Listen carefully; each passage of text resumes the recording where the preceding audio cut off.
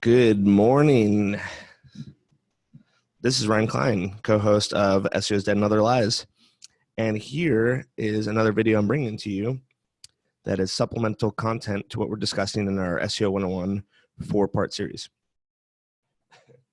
So far we've covered some things that we didn't really talk about in the podcast, such as how to find a good domain, doing some redirects, building authority right off the bat, registering that domain, hosting that domain, launching that domain, and possibly finding a design or a theme for that domain. So at this point, we do have a website set up. If you've been following, that's great. You'll see that at this point, we're here currently with our website. So obviously right now we're trying to build a foundation via content. And if you've listened to the podcast, great. And if you haven't, you can follow this video and then you can listen to the podcast. You can do it both at once, whatever is your preferred way of learning. So the four methods of getting content, as we mentioned during our podcast, that we're going to be going over are for content, you can write the content, you can hire someone to write the content, you can grab the content from a website that no longer exists, or you can do a content spinner. And it all depends on what kind of content you're trying to get. So if you're going to write it yourself, that's going to be good for some of your main pages, because if you're talking about a certain subject, probably no one's going to be an expert more than you are. If you want to start outsourcing it to save some time, that's great for the majority of pages. Grabbing old content is good for different things. And then spinning content is not one that I typically recommend. That may be in a situation where you're doing external linking back in, you're doing some link building elsewhere, or you're just kind of spinning a bunch of pages that are kind of monotonous and impossible to write thousands of pages for. Think about like geographic pages, very specific pages that are kind of done in bulk. So the first thing that we're going to discuss, because I don't have to go over it right now, how to write content yourself, you're just going to write it yourself, is let's talk about outsourcing. So you can see here for Upwork, if we're going to be talking about specifically here, in this situation, we're writing about chili, we're talking about hot sauces, so I might be finding someone that's like a food blogger. So this is Upwork, this is what it looks like. You're going to start an account, and basically you can search by keywords. So you can see here that people write about all sorts of things. This person, the first person said blogger. That might have since said some other reasons why it suggested this person, because they write about food. Right here, I guess that makes sense. You can see how much it costs, how much they've earned, how many jobs they've had, how many hours they've worked, success rate, how many times that they've actually accomplished their job when they were supposed to be doing it. You can see some stats about them.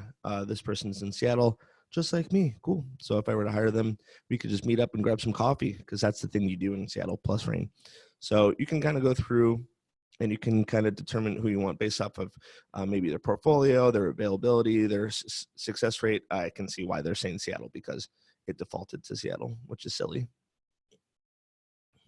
Cool. So the way that I kind of break it down is I couldn't care less where they're at. Doesn't matter. In Seattle, I'm not going to meet up with these people. Hourly rate, this is when you can kind of do that. Depending on your budget, I prefer job success rate 90% or up, because that depends. That's kind of good determinant if they're responsive, or they're going to follow up, or they're going to be kind of in your project. I think the lower the job success rate, the more likely they are to kind of just drop off the face of the planet once you're working together. Earn amount, this is kind of up to you. Any amount earned, this just means like pretty much how many jobs they've done. So if they've done $1 earned, you're basically saying they've done at least one project. Sometimes I like to do this just to ensure that they're kind of in the swing of things and they've been doing this for a bit. That's what hours billed does too. English level, ain't messing around with that. They're going to have to be native. Other languages, that doesn't really matter. So once you kind of get through here, you kind of have like your criteria for what you're looking for. There are other criteria. And I think you can do that if you post a job posting. So instead of just like going through and seeing what's going on, instead of just inviting to the job, you kind of have to create the job first. So the job would be kind of like, freelance food blogger or something like that from my instance. So if you don't want to hire someone individually, you can definitely use Text Broker. Text Broker is pretty good for just putting the job out in a pool of writers, going through and then selecting your job and then just writing for it. So you can definitely do a food category. People that are really into food will prefer to write about your content. And this one's going to be a little bit cheaper than Upwork on average. I typically spend about like $10 per article here, but you might have to give them feedback, go back and forth, and there's no face to the name. So Fiverr is also another place that you can do this. So you can see like a food blog. I really don't use Fiverr whatsoever for content, but some people do. So if you want to pay easy $15 for someone that has 47 5-star reviews, that's great. This person has a ton of reviews. So let's kind of like see what your options are. So basic, let's see what we got going on. 500 words, one focus word, topic research. So 9 days delivery, that's really long. So that's kind of an issue there. If you're doing Text Broker, your turnaround is going to be 1 or 2 days. 9 days delivery, that's way too long. No offense to this person. Plus 500 words, paying $25. I kind of like this Cafe Bistro Michelin. Yeah, there we go. That looks tasty. You got some crackers, got some apple juice. You got some stinky cheese. If Florida would participate in fall, that would be great. This person's from Florida. That's funny. Yep, Florida doesn't participate in anything except for a hellish summer. Okay, so these are kind of your options. Believe me, there's others. You can probably go on Conquer. You could probably go on Legit. You can probably go on plenty of other services that do either hourly, per word, and per article. But those are really the ones that stand out. Preferably, I use Upwork. You're going to get talented people that they'll hopefully grow with you as your project goes on. So we talked about, okay, let's look at Word AI. So this is just a spinner. This is the one that Paul and I kind of agree that may be the best approach to doing this, the spun content. At the end of the day, I mean, it's still not going to read perfectly, but it'll probably pass most plagiarism checks. So be wary when you're using this, and make sure you're not using this for like main things that people are going to be reading, like your homepage about any key service or product pages. Maybe it'll help supplement some of your content, but I certainly would not make this like the core way that you're getting content.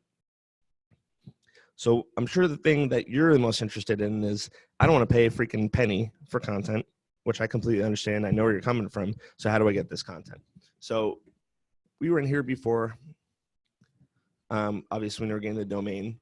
So we can go use Wayback Machine to also go back and check out what content's going on.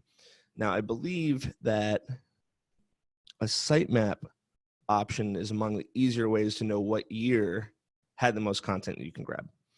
So, this didn't really exist too much beyond these years. So you can see that there's only like a few pages indexed. There's Chili Dude, pages, recipe usage. You can start to see it. But I think that I prefer to start stacking this content in like 2002, because that seems to be when the most amount of content was archived. And then the day that it's most archived is one where you can see like kind of like this biggest circle. There's 2 snapshots there. I am going to just my instinct to say that the Wayback Machine did the best job at this time getting as much content from the page as possible. So from here, I'm going to open these up and I'm going to see what we have going on. And as you can see, a lot of these are actually indexed. So an example of like content right here would be like, oh, cool, here's a list of fresh chili peppers. So let's grab this. Oh, I did not grab that correctly. So you can like see here, I'm probably gonna put that back. So this would be kind of like your list, or this is not a list, just a piece of content that it can randomly get from this website.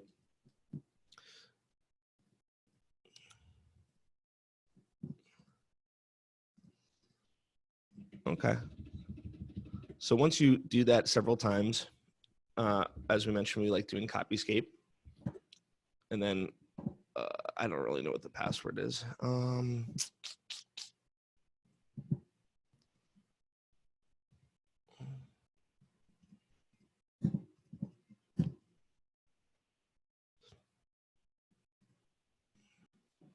All right, I had to find the password. So from here, I can paste this in. Once I log in, no results found. Perfect. I can use this content now. So the key is really to find a lot of related websites and just go about seeing what kind of content is available. As you remember from before, that we were able to get a list from DMOZ from back in the day.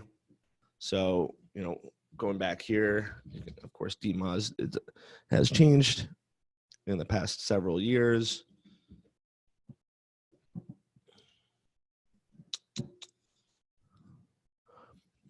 So I'm a little bit out of it. Probably it's like 7:10 in the morning.